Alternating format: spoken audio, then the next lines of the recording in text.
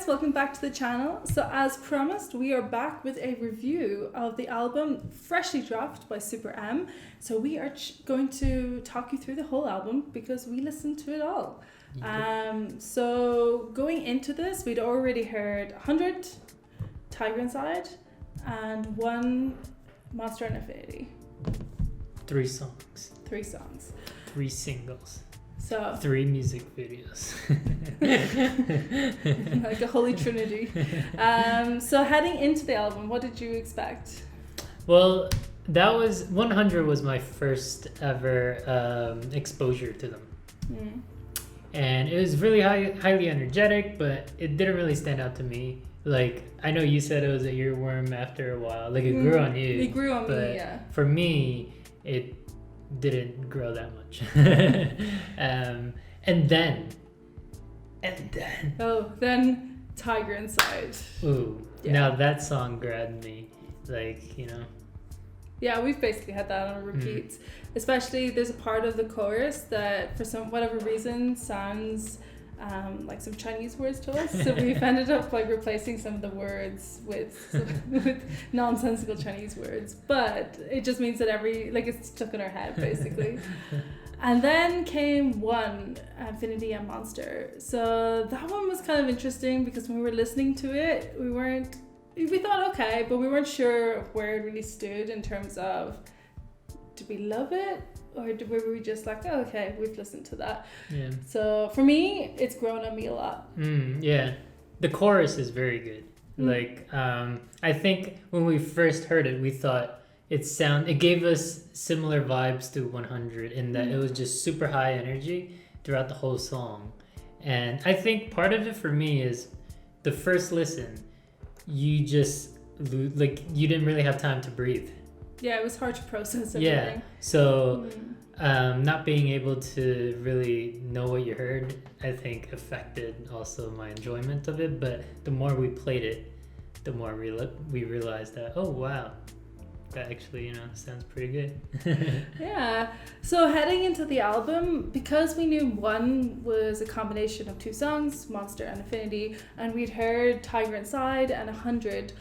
To be honest, I was expecting an album that was probably going to be pretty much in this similar park house, kind of like quite a hype album, high energy, kind of things you'd want to dance along to probably. Because we also know Jopping from, was it last year? Yeah, from last year, which is also, again, which fits into that whole like 101 and even like Tiger Inside. Like they all are very high energy, very like go so so heading in, we were kind of expecting that the album was probably going to start at level 100 and kind of just go straight through high energy all the way through. So it was a bit of a surprise, a pleasant surprise for us that the album was actually kind of different. Like the majority of the album is much more chill. I was surprised by how many of the songs are kind of based on like relationships, friendships, kind of like, they're like kind of nice songs that you could put on in the background and kind of chill out to. And it was a bit of a surprise that vibe wise, the album is nothing like 100. It's not really like one, and it's Tiger Inside isn't very representative of it either. So it was a bit taken aback.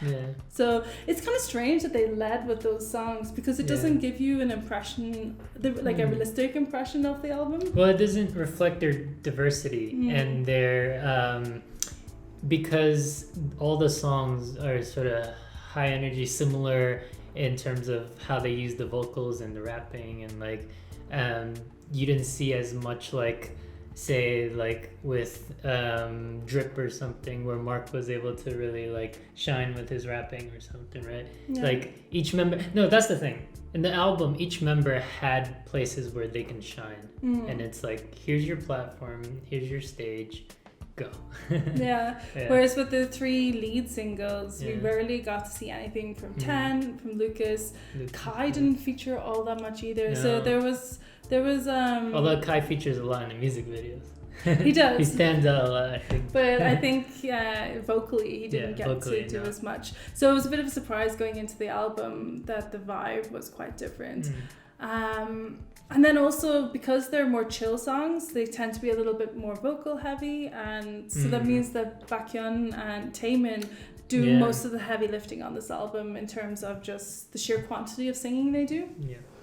But I was happy to see that 10 had some spots in the album where we got to hear more of his vocals.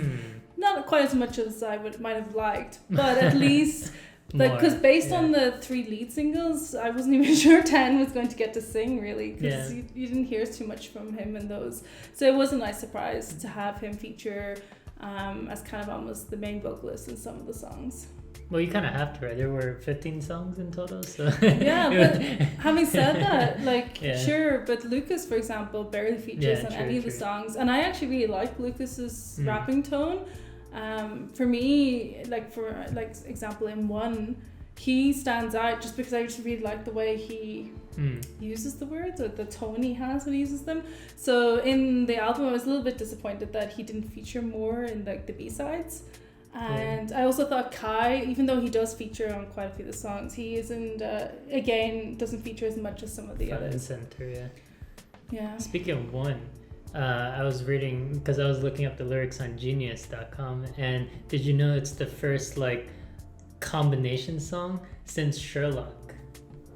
Shiny Sherlock. Shiny Sherlock was a combination apparently, song? Between Chart and Clue and Note.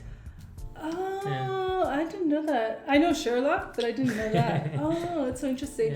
But actually, speaking of Infinity and Monster, it was so interesting seeing which parts which parts of each song came together. And honestly, they took the strongest parts from each song, because Monster, the verses are the strongest part. Now, I do like the chorus of Monster, but it's much more chill. It's not as high energy. Ooh. And then with Infinity, much better chorus, I think. The chorus is really high energy, but then the verses are kind of a bit take it or leave it. So they really did cherry pick from both those songs and put it together. And I actually think One, as a combo song, is stronger than both Infinity and Monster on their own. Yeah, I think so. And Infinity has the whole superhero sort of theme to it. I guess it ties into their whole Marvel merchandise promo. Right? Yeah, well, and also their concept of being the Avengers of K-pop. So it gives them that kind of epic vibe for that song. So I did like how they had combined One, because you had the best parts of both songs. It was interesting when we were listening to the album straight through. So it started with One, and then Infinity, the Monster. So we began with that vibe that we expected. Oh yeah. And then Wish You Were Here came on, and I think that might be one of my top songs from this album. It was just I think they call it a tropical summer track. And you can hear the steel drums, which is one of my favorite instruments. And when you hear in the background, it's I think they're from Trinidad and Tobago, the instruments. But they always make me feel like I'm on a beach or something, or got that summery vibe to it. So. Yeah, Wish You Were Here was one of the highlights for me as well. Another highlight of the album was Dangerous Woman, which was really interesting because I think they purposely did this, but Ariana Grande has this song which is essentially Dangerous Woman as well.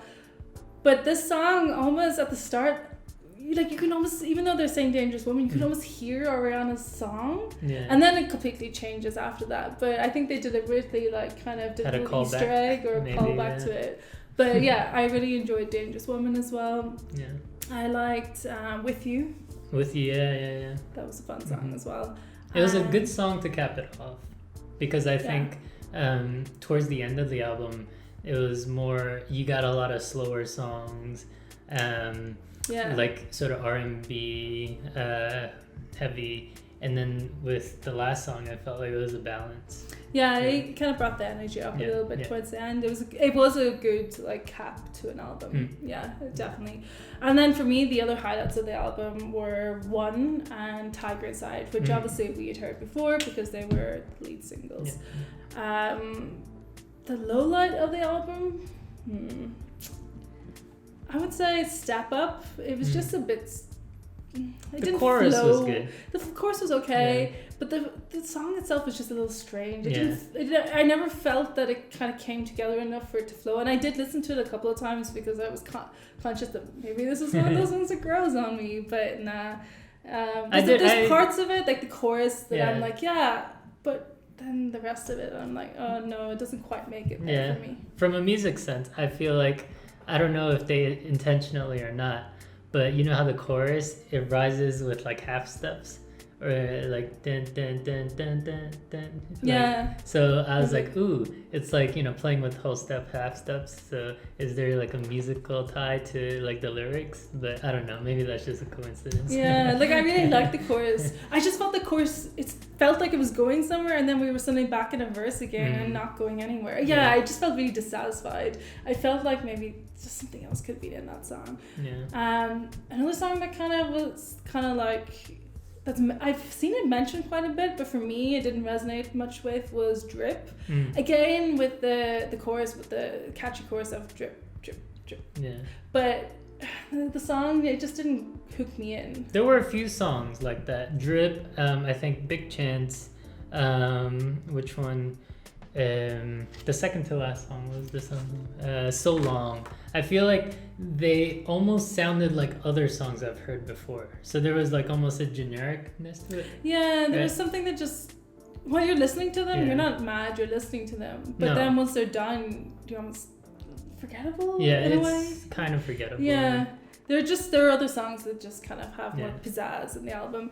The other song that we thought wasn't as strong was probably 100, because it feels kind of standalone. Yeah, it does. Right, like a single.